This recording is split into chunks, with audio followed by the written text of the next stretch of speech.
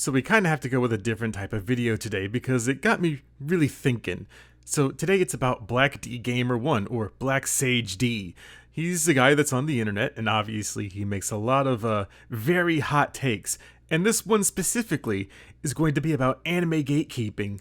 If all your common knowledge of anime is Demon Slayer, Naruto, Inuyasha, Bleach, One Piece, Fate, Dragon Ball Z, Sailor Moon, Gundam, My Hero Academia, Yu-Gi-Oh!, and Ghost in the Shell, then you're not an anime fan. Normies, stay the fuck out of anime.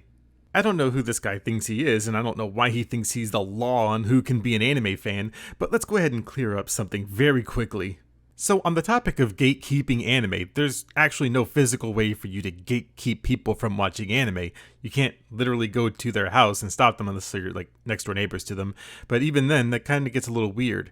But as far as on the internet, you can't really gatekeep someone from watching something.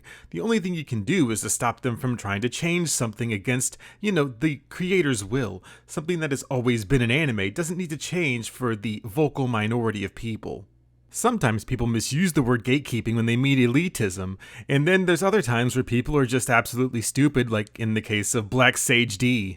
There are good takes like this one from Jamie at Best Nerd Life, who says that it's a terrible take and that he thinks that you can pretty much watch whatever you want, and if you think like things like My Hero Academia are the best thing ever, then that's good to hear, and he wants to know more about more anime that you watch. But instead, Black Sage, he doesn't really get that message.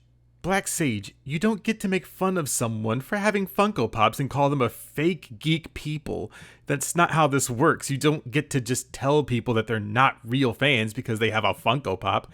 I mean, as much as a meme as it is, this dude acts like he really likes Yu Yu Hakusho, and as long as he knows the lore of something, or even if he just engages with it casually, that makes him a fan.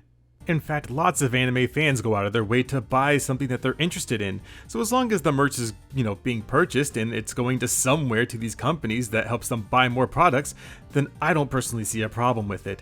Not in my opinion anyways. Black Sage, you don't get to piss off the angry fanboys and the people that are calling you out for being a sped if all you're gonna do is pretend to be the victim.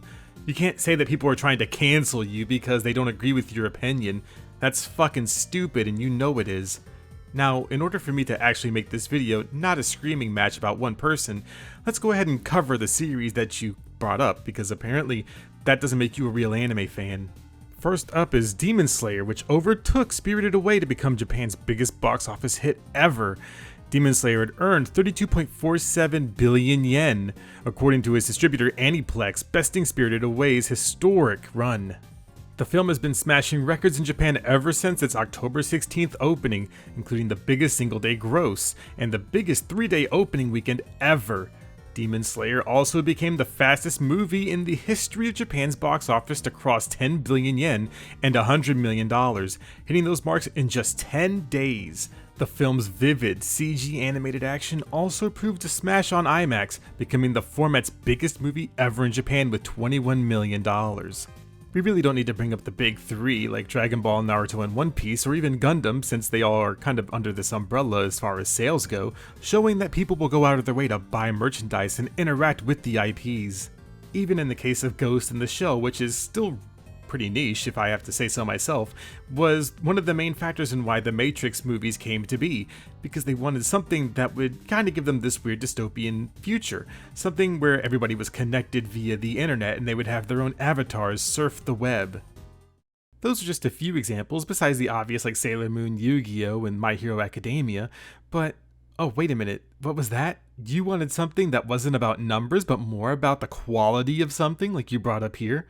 Well, I can try in my best way, but I'm not really qualified to do that. But we'll give it a good old-fashioned college try. Contrary to popular belief, anime is for everyone. We get to see stories like from Fate, where it really does rest in the shoulders of one individual, how he can be the hero of his own justice.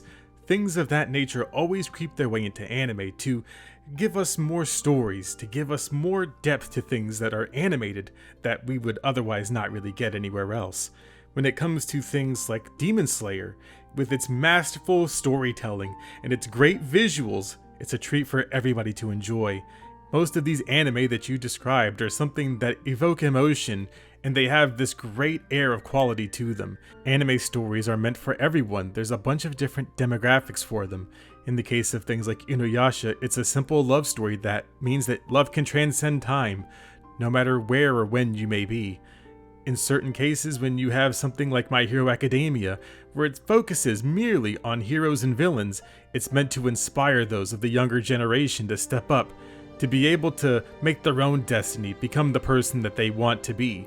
Some anime are telling stories that we've never seen before, something where we can just watch and enjoy them, and they don't always have to be serious, they can just be fun and silly.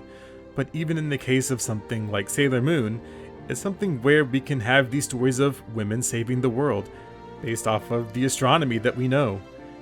And that's something that I think that we can all look forward to.